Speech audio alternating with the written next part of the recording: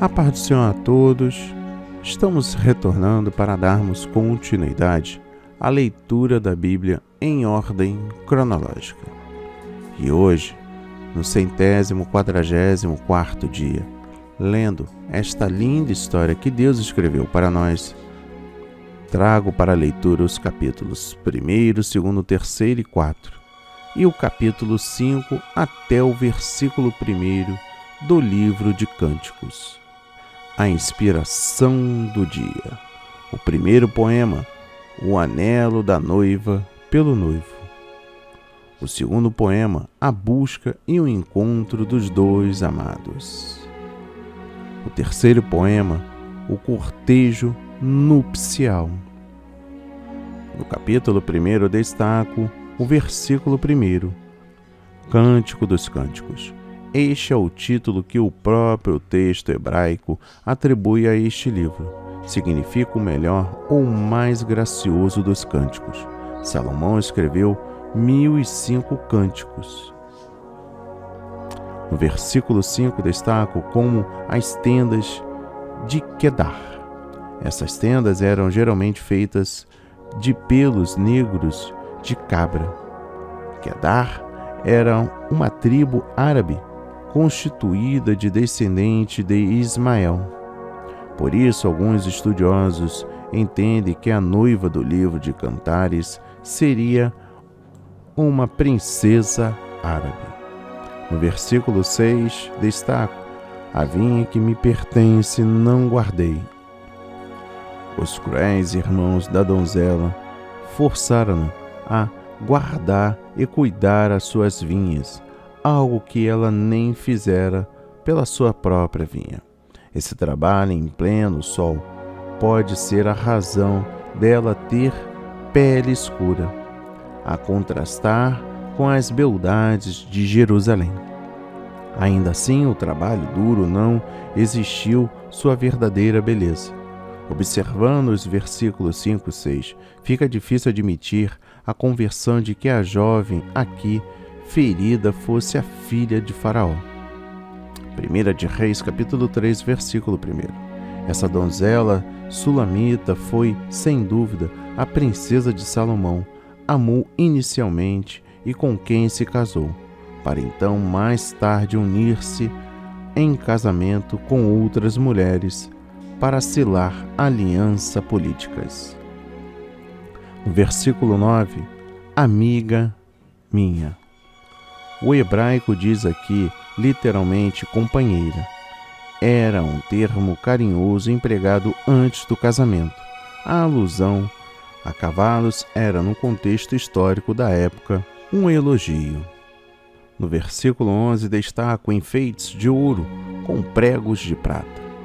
Em contraste com as suas roupas humildes de pastora, ela seria adornada com joias de ouro e prata. No versículo 12, destaco o meu nardo. O nardo é um unigênito perfumado à base de uma erva aromática do Himalaia. A nota do editor é uma das razões do perfume de nardo ser tão caro, como se no caso descrito em João capítulo 12, versículos 1 e 7, era por ser de procedência extremamente longínqua, pois o Himalaia fica na Ásia Central, em milhares de quilômetros de Israel, numa imensa cordilheira difícil acesso. No versículo 13 destaco: o meu amado é para mim um ramalhete de mirra. Mirra é uma resina aromática extraída da casca de uma árvore balsâmica que cresce na Arábia e na Índia. O ramalhete de mirra era provavelmente um saquinho de perfume. O texto hebraico do restante do versículo indica que a mirra, e não o amado, é que permaneceria entre os seus seios. Noutras palavras, ela estaria pensando nele e o que faria sentir-se bem, assim como fazia a mirra. No versículo 14 destaca o cacho de Chipre. Trata-se do arbusto erna, cujas flores produzem uma tinta alaranjada e de fragrância agradável. No versículo 15 destaco olhos, como os das pombas. Esta comparação deve referir-se à inocência. A sulamita, então, tem olhar sedutor, do tipo que suscita emoções impuras. No capítulo 2 destaco o versículo 1, eu sou a rosa de Saron, o lírio dos vales. Aqui fala a donzela sulamita que se compara às flores simples dos campos, pois não está acostumada à aristocracia de Jerusalém. Saron é a planície litorânea imediatamente ao sul do Monte Carmelo. No versículo 5 destaco sustentai-me com passas, confortai-me com maçãs.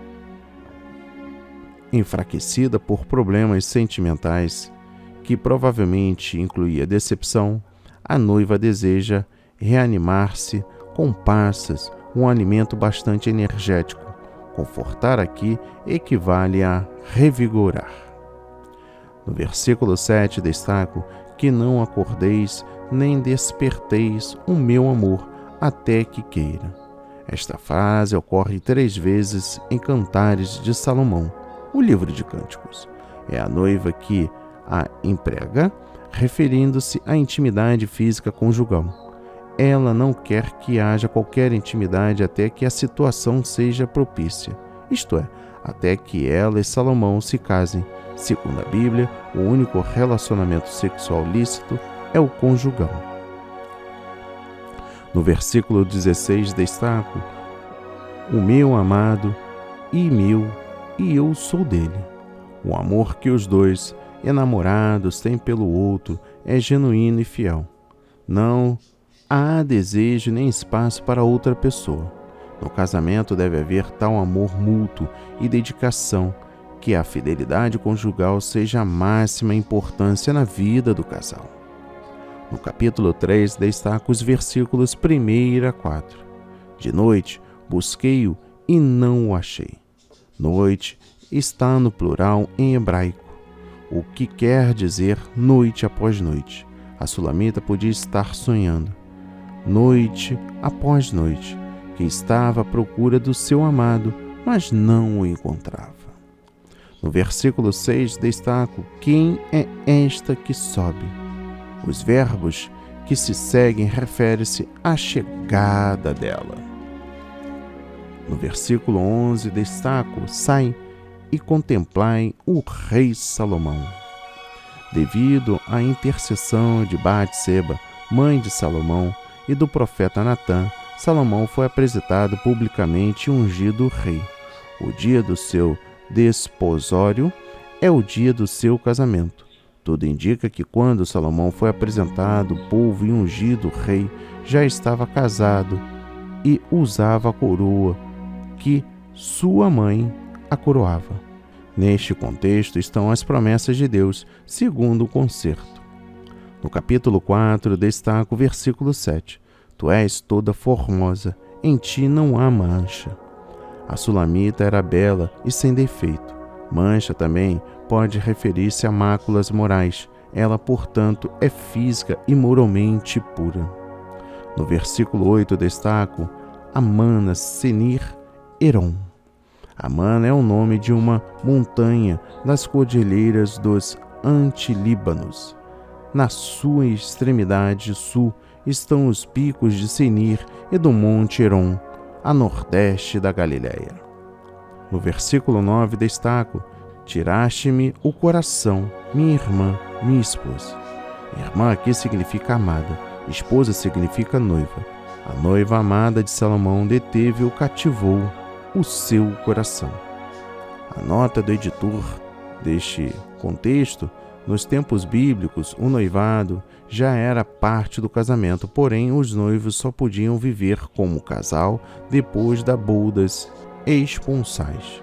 Antes da boda, cada um vivia em casa de seus pais. Era uma condição de José e Maria, quando o anjo anunciou a José o futuro nascimento de Jesus através de Maria.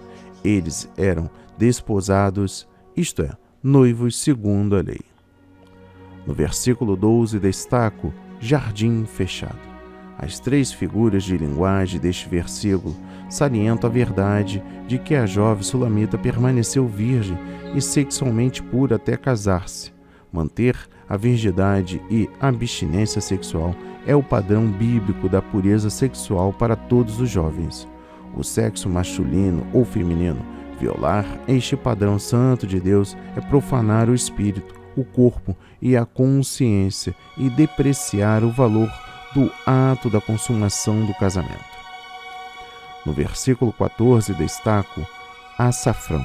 Trata-se de uma planta cujas flores de tom violeta produzem uma tinta amarela. Preparava-se um unguento perfumoso, misturando-a com azeite. Dentro ainda do versículo 14, cálamo, aloés. O cálamo é uma especiaria aromática. Aloés é uma madeira aromática de Bangladesh e da China. Que a leitura de hoje toque o seu coração, transforme a sua vida para a honra e a glória do Senhor. Leia a Bíblia diariamente, pois este é o verdadeiro canal em que você aprende, ouve e conhece a verdade. Amém e graças a Deus.